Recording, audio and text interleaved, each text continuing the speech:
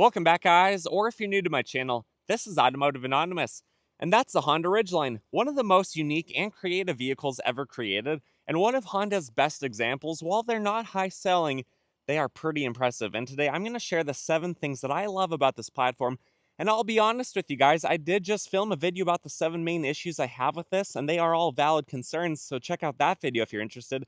But now I am so excited to share some of the things that I love about this platform. It has a lot of offerings, a lot of creativity and ingenuity that most other vehicles don't, and I hope to see the next generation of this Ridgeline stay very similar. So if you get anything out of the 7 things that I absolutely love about this platform and why you should consider one if you are in the market for something like this today, please consider liking this video. Comment your thoughts and opinions below, subscribe if you haven't already, and with that said, let's get right into it.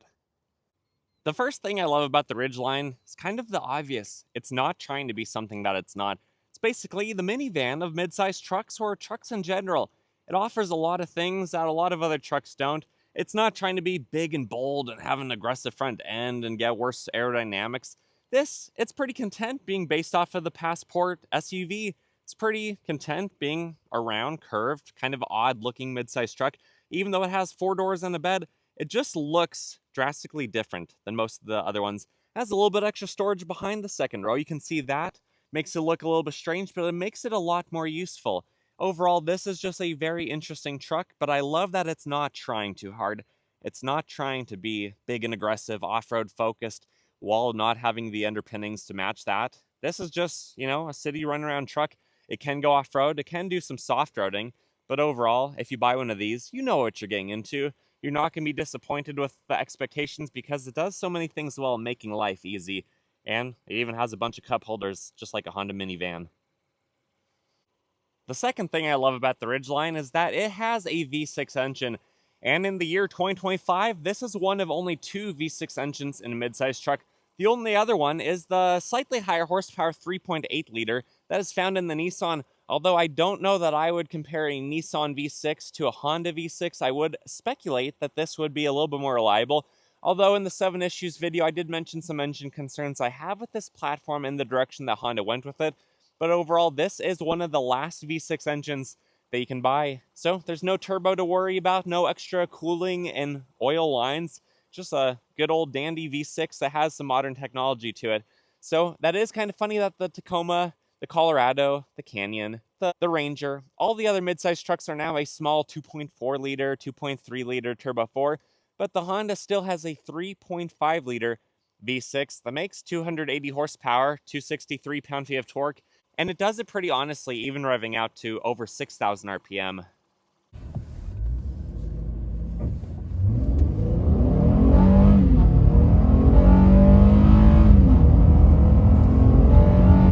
The third thing I love about the Ridgeline is that this midsize truck is about 6.5 feet wide. So it's maybe a couple inches wider, at least the body is, than all the other midsize trucks. But that all goes into storage. This has way more storage and more creative storage than all the other midsize trucks. So the door panel resembles that of a full size, if not better. You have way more storage on this than maybe the small, 2/3 of this that you would have on a Tacoma or some other vehicle. You also have a lot of storage on the dashboard. Below it, you have a tray, you have some storage right there. This does have the old school, older style sliding center console, but you have a lot of room in there. Also, if we look in the back seats, underneath, that is all storage. Not only is the back seat wider and taller and bigger than a lot of the other midsize trucks with actually having HVAC over there, but you have so much more cargo capacity.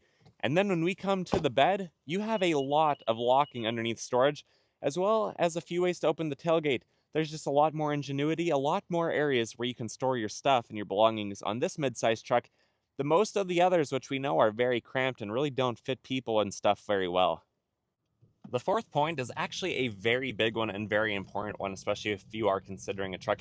This is a unibody based off of the last generation Passport, so it drives very smooth. It really absorbs bumps and ruts in the road well, especially with the really long wheelbase that it has. But the suspension really is pretty soft. It doesn't feel like a truck. It feels like you're driving a unibody, which is what this is. So it feels just like all the other SUVs that you might have considered. But the really big point, the really big, honestly, embarrassment to all the other midsize trucks is this has a payload capacity of almost 600 pounds more than most of the other midsize trucks. This specific example can hold 1,477 pounds between the interior and the bed in the back.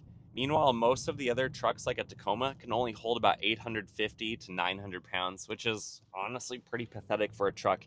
So you could have this vehicle fully loaded and still have as much in the bed as almost what a full Tacoma's original payload is, which is pretty impressive, especially because when you have a high payload, like a half-ton truck, like a 3/4 or a full ton, the ride suffers. It gets stiffer. It gets less pleasant for the passengers.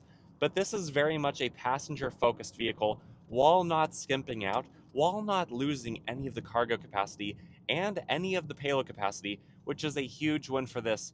Honestly, this Ridgeline, for being a unibody, for being not really a truck, it actually has more payload capacity than a lot of full-size half-ton trucks, and that's pretty funny.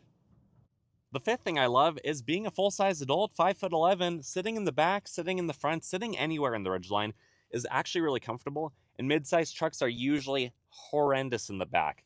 Not only do you usually not have vents or storage or anything like that, or even a full-down armrest most of the time, but this has a big wide one. You can even tell how wide that third seat is. It is absolutely ginormous.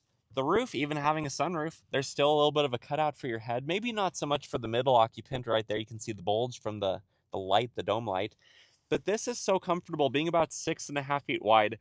The front has freaking armrests, captain chair armrests, for crying out loud. That is awesome. This is comfortable. I could sit back here. I could slouch. I could have my drink and my snack pack right there. Even the windows are huge. Like, this is such a big deal for being a midsize truck, because usually I can't wait to get out of my friends' Tacomas or Colorados fast enough.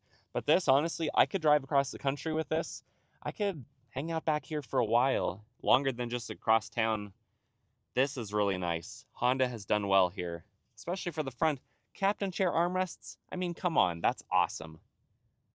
The sixth thing I love is overall, this is pretty familiar. There's not a lot that you're going to have to learn about it other than some of the tricks, some of the secrets that it has, like the cargo space, the dual opening tailgate, some of the other stuff. But just coming up to the front of it, it's pretty simple. It's pretty straightforward. You don't need a running board. You don't need a step to get up to. The seat is a pretty good height. I'm 5'11", and I can pretty easily slide into it.